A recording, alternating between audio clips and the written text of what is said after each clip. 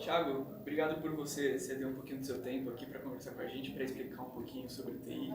E antes de começar as perguntas, eu gostaria que você explicasse para a galera ali o que você faz, quem você é, onde você trabalha, se descrever um pouquinho. Legal. Tudo bem, pessoal? Sou o professor Tiago, trabalho com desenvolvimento mobile, ministro aulas para desenvolvimento mobile.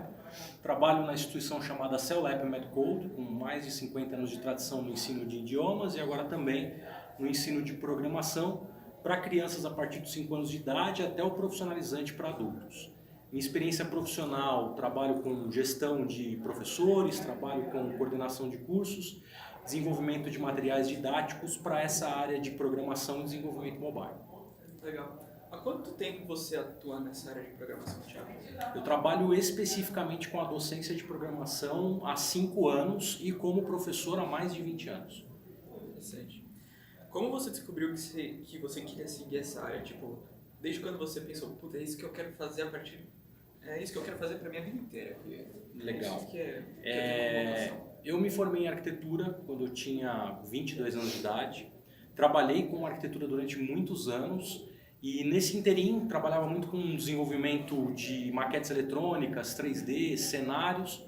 Comecei a desenvolver alguns trabalhos freelances para cenários de jogos e foi aí que eu senti a necessidade de começar a programar. Só que naquele momento, eu me dava muito mal na programação. Então imagina um arquiteto tentando programar, é muito complexo, são universos totalmente distintos. Comecei com linguagens de programação como C Sharp, JavaScript e naquela época me dava muito mal.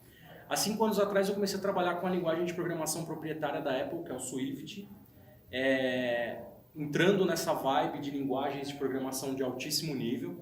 Hoje nós temos aí o Swift, o Kotlin, o Python, são linguagens de programação bem simples, muito mais fácil de absorver e foi aí que eu me encontrei como programador.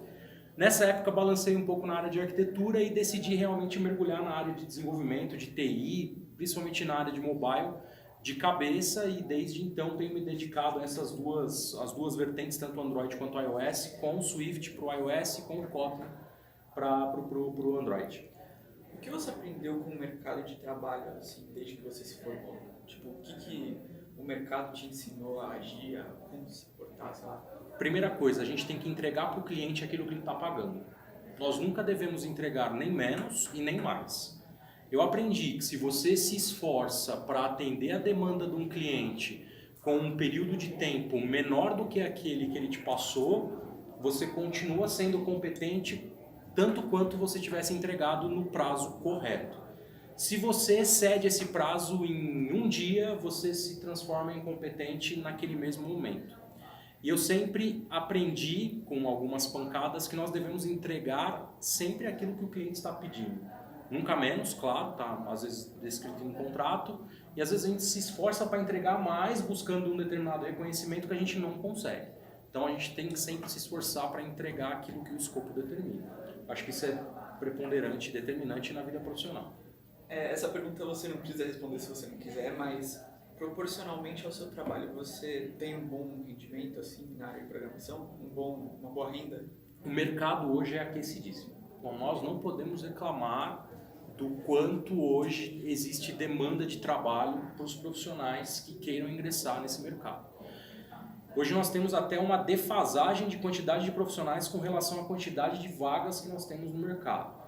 Se você para pensar que hoje um programador sênior na faixa de 20 e poucos anos pode ingressar no mercado de trabalho ganhando acima de R$ 3.500, R$ 4.000, muitas vezes para o primeiro trabalho, para o primeiro emprego, ele está ganhando bem, ele está ingressando muito bem no mercado de trabalho. Se a gente levar em consideração que o salário mínimo hoje é na faixa de 900 e poucos reais, você ingressar no trabalho, no mercado de trabalho, às vezes recém-formado, perto dos 20 anos, ganhando 4 salários mínimos, esse é um ganho bom para quem está iniciando uma carreira.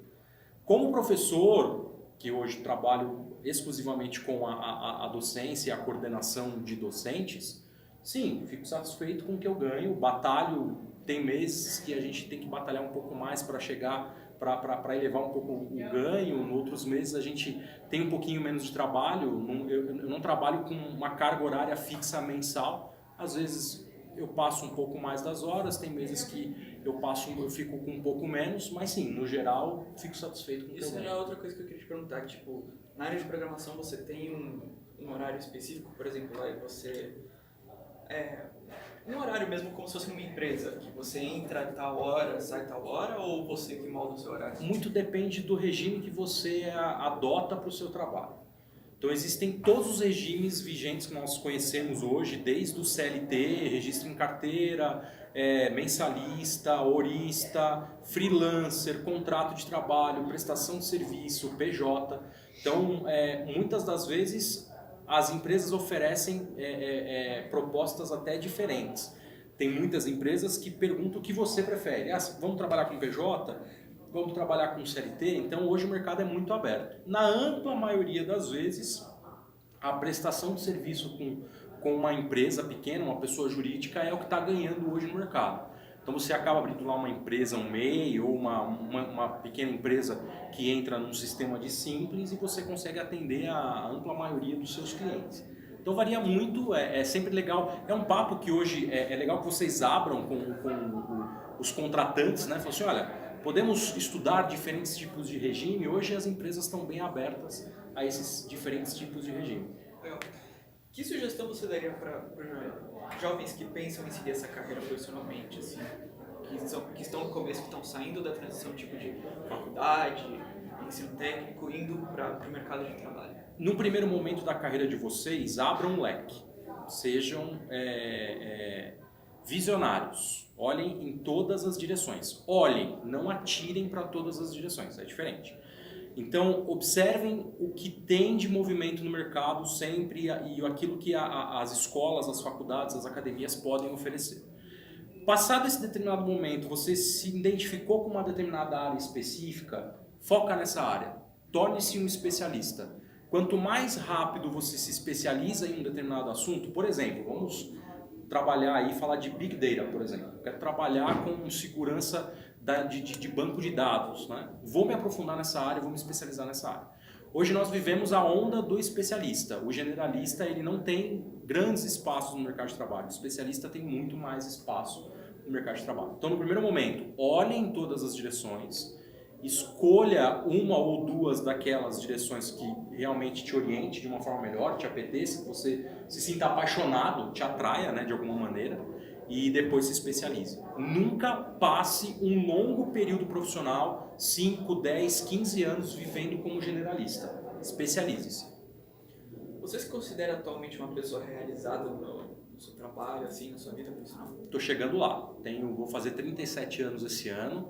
Eu acho que eu trilhei até aqui metade da minha vida profissional, talvez até um pouco menos. Meu sonho de consumo é ser um mestre. Daqui para frente começar a mergulhar nas especializações, nas pós-graduações, doutorado, pós-doutorado, mestrado e chegar na minha faixa dos 65, quem sabe até 70 anos de idade, mestrando em academia universitária mesmo, no mais alto nível que eu conseguir, mas sempre orientando os alunos, sendo presente com os alunos. Então, meu sonho de consumo é esse, é chegar lá na terceira idade mestrando, né? Então, eu estou a caminho dele. Você se orgulha assim, de algum projeto que você olha e fala, nossa, esse foi o melhor projeto que eu fiz até agora na minha vida? Eu acho que eu estou nele. Eu acho que o melhor projeto que eu fiz até agora é o projeto que eu tenho hoje, com o Facebook, que é onde vocês estão, aqui na Estação RAC, onde nós abrimos o espaço para ensinar de forma gratuita a programação para quem nunca teve contato com programação ou para quem já tem contato e quer se aprofundar, quer fazer isso que eu estou falando para vocês, direcionar um pouco mais a carreira. Hoje, popularizar o ensino da programação é algo que até 5 anos atrás era inimaginável. Então, organizações como Google, Facebook, Apple nos fornecem um espaço como esse hoje para ensinar programação para crianças, jovens, adolescentes, adultos, idosos, de forma 100% popular. Isso não tem preço, é muito legal. O que você considera assim, primordial para uma pessoa ter uma ascensão no mercado de trabalho, assim, para ela subir assim, de nível com... Acho que fugiu a palavra. prestígio, sei lá. Perfeito. Foco. Essa é a palavra, foco. A pessoa tem que ter foco.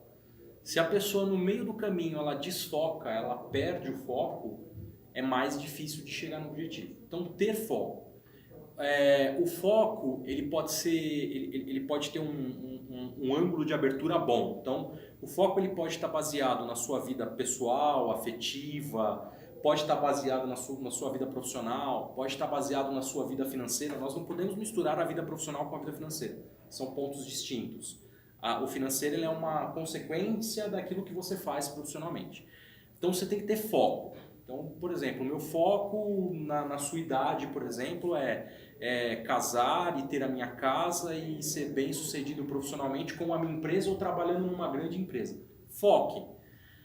Eventualmente, atingindo determinados objetivos, o seu foco ele muda de ângulo. Isso é normal, é totalmente normal. Lembrem-se que eu acabei de falar para vocês que eu comecei na arquitetura. E quando eu tinha 16, 17, 18 anos, eu jurava que eu ia morrer arquiteto. E eu mudei o meu foco em algum determinado ponto do meu caminho. Às vezes você conhece aquela pessoa que você acha que é aquela que vai ficar com você pelo resto da vida e você pode mudar, pode acontecer dela ficar ou não. Então foco. Foco é o principal método para na minha opinião, atingir os objetivos. Você falou que você tem o sonho de se tornar um mestre ainda na terceira idade. Depois que você se tornar um mestre, você ainda planeja assim, um projeto grande para falar, não, isso aqui é o meu último projeto, depois disso eu vou me aposentar, vou curtir minha vida de aposentar? Eu acho que talvez me aprofundar cada vez mais na popularização do ensino tecnológico de qualidade. Popularização mesmo. Então, abrir o espaço. Por exemplo, a gente trabalha hoje com coding em direito, em medicina. Então, nós não estamos restritos hoje à programação pela programação. Muitas áreas do conhecimento utilizam o coding no seu dia a dia. Então, nós trabalhamos de uma forma em que, daqui a 10 ou 15 anos, quem não tiver o básico do coding no seu currículo, provavelmente não vai ter trabalho. Provavelmente não vai ter trabalho. Então, quanto mais nós popularizarmos o ensino da programação, do coding, da criação de coisas, né? O Barack Obama tem uma frase muito legal: pare de consumir coisas, crie coisas. Então, quanto mais criarmos daqui para frente, ensinarmos a criar, mais nós vamos preparar a população que está crescendo, que está vindo, as próximas gerações. E se a gente não popularizar isso, vai demorar muito tempo para a gente atingir esse patamar. Então, talvez, nesse período aí, eu esteja, se Deus quiser, envolvido também com a popularização do ensino de tecnologia de qualidade. Para encerrar, Thiago, você tem alguma frase, alguma palavra para dizer para a galera que está fazendo TI, que está no último ano, uma frase de inspiração, sei lá, para continuar nessa área ou talvez seguir uma outra ramificação, mas ainda dentro da área de TI? Aqueles que são loucos para acharem que podem mudar o mundo são aqueles que realmente podem mudar o mundo. Essa frase do Steve Jobs. O Steve Jobs não foi boa pessoa, temos que entender isso, mas nenhum gênio é boa pessoa. Então o gênio ele é excêntrico, ele olha para ele é egoísta e isso torna o gênio gênio. Não significa que vocês têm que ser egoístas, longe disso. Nós podemos ser generosos e pessoas inteligentes ao mesmo tempo. Mas sempre se permitam mudar o meio em que você está. Levem a luz para onde vocês chegarem. Sejam a luz. Essa é a grande sacada da vida. Levar a luz, acender o mundo. Porque o mundo está na escuridão, né? Na escuridão da informação e tudo mais. Então acendam o mundo. Isso é bem legal. Beleza, obrigado, Thiago. Até mais, disponha. Valeu.